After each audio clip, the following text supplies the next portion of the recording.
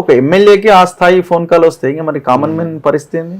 అంటే police mind set మారలే, ఇంకా మారలే. So దాన్ని మీరు గమనించారా? గత ప్రభుత్వంలో ఉండేటువంటి వాళ్ళకు సంబంధించినటువంటి యాజ్ ఇట్ ఈస్గా పోస్టింగ్లు రావటం అనేటువంటిది పోలీస్ మైండ్ సెట్ మారలే. బట్ నాకు తెలిసి కూడా నాకున్నటువంటి ఒపీనియన్ ఏంటంటే ఈ పోలీస్ డిపార్ట్మెంట్లో పైరోల్ చేసుకునేటువంటి వాళ్ళు, పలుకుబడి ఉన్నటువంటి వాళ్ళు ఏ గవర్నమెంట్ ఉన్నా పోస్టింగ్లలో కూర్చుంటారు.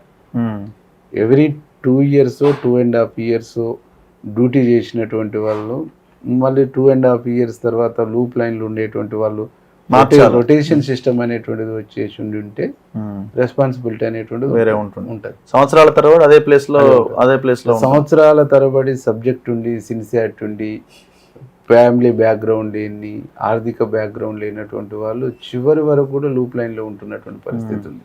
అంటే ఈ పరిస్థితి చేంజ్ కావాలని అంటే దీంట్లో ఒక విధానం రావాలి. ఎవ్రీ 2.5 years దీన్ని రొటేషన్ సిస్టమ్ అనేటువంటిది వచ్చేస్తే ఇది అడ్మినిస్ట్రేషన్ కూడా బాగుంటుంది అనేది నాకు ఉన్నటువంటి.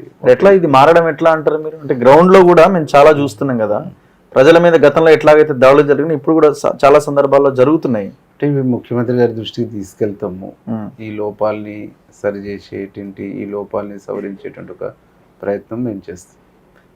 సో అల్టిమేట్గా నాకు అనిపించింది, మొన్న ఒక వీడియో చేసిన, మీరు చూసారు కదా, మీ ఇష్యూ జరిగిన తర్వాత చాలా మంది, దాదాపు 2-3 లక్షల మంది చూసారు.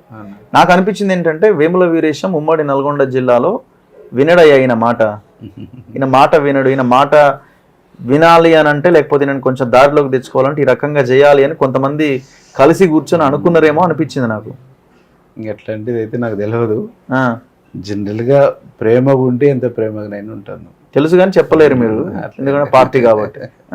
అట్లే ఉండదు, అందరూ మంచిగా ఉంటున్నాం. జిల్లాలో ఉండేటువంటి లీడర్షిప్ నాకు తెలిసి అట్లా కావాలని పోలీసు డిపార్ట్మెంట్ నుంచి జరిగింది అనేటువంటిది నాకు ఉన్నటువంటి బలమైన అభిప్రాయం.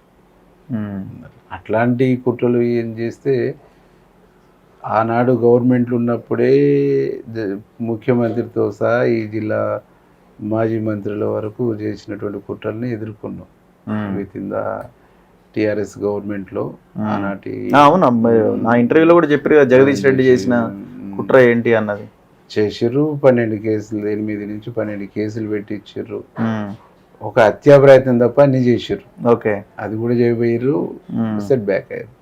లాస్ట్కి నేను పార్టీ మారుతున్నప్పుడు కూడా ప్రభాకర్ రావుతో నాకు థ్రెటింగ్ ఇప్పించారు, మేము భార్య పిల్లలతో హ్యాపీగా ఉండాలని. లేదా ఎవరు ప్రభాకర్ రావు అన్నాడా మీకు డైరెక్ట్ ఈ మాట? డైరెక్ట్ భార్య పిల్లలతో హ్యాపీగా ఉండాలని లేదా, కుటుంబంతో హ్యాపీగా ఉండాలని లేదా, ఎందుకు తొందరపడుతున్నావు అంటే ఫస్ట్ అనేక రకాల పాచికలు వేసారు.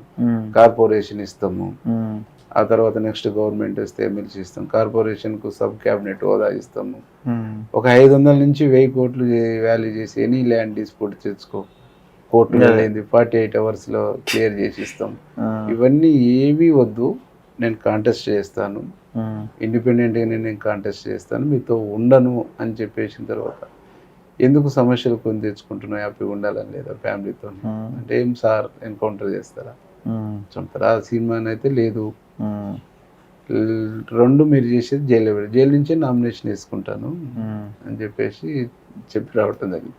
అంటే అవన్నీ చూస్తూ చూస్తూ చూస్తూ వచ్చినాను కాబట్టి మీరెంత బట్ మీ లెక్క ఎంత చూసుకుంటా అని అనబోతున్నారా? అట్లా లేదు, అట్లేముండదు, చూస్తూ చూస్తూ వచ్చినాను కాబట్టి కాస్త మొండి బారిపోయినట్టు.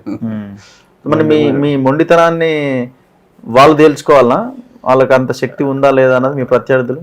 అట్లానేం లేదు, ఏం లేదా, అట్లానేం లేదు. మొండి బారిపోయినా ఈ ప్రజల పక్షాన నిలబడాలి, ఈ ప్రజలకు. నేను అనుకుంటున్నా జిల్లా రాజకీయాన్ని మార్చిపడేయాలనుకుంటున్నా, మీ వల్ల అవుతుందేమో. ఆ ప్రయత్నం ఎందుకు స్టార్ట్ చేయొద్దు? ప్రజలు కోరుకుంటే నువ్వు నేను ఇద్దరం కలిసి మారుతామన్నా, ప్రయత్నం చేయాలి కదా. ప్రజలు కోరుకుంటే అంటే జిల్లా అంతా మాదే అనుకునే వాళ్ళ మైండ్ సెట్ మారాలి కదా, మనము అందరిలో భాగం అని అనుకోవాలి కదా వాళ్ళు కూడా. జిల్లా అంతా మాదే, మన పెద్దోళ్ళు చెప్పిన సామెతలు విన్నాం కన్నా, ఈ భూమి నాది అనుకున్నటువంటి వాళ్ళని చూసి భూమి పక్కన నవ్వింది.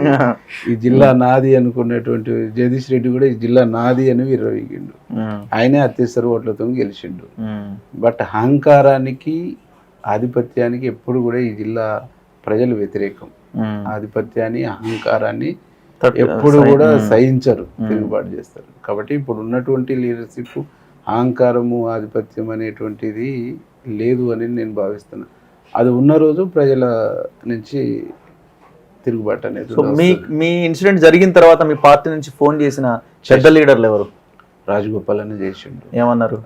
అంటే నిన్నరే నాకు నేను అక్కడనే ఉంటే నాకు ఎందుకు చెప్పలేదు అని అంటే, సరే మీరు కొంచెం ప్యూర్ ఇష్యూ ఉండి అప్పుడే వచ్చారు, జనరల్గా సోషల్ మీడియాలో వస్తుందిగా మీరు చూసిర్రు అనుకున్నాను అని చెప్పినాను.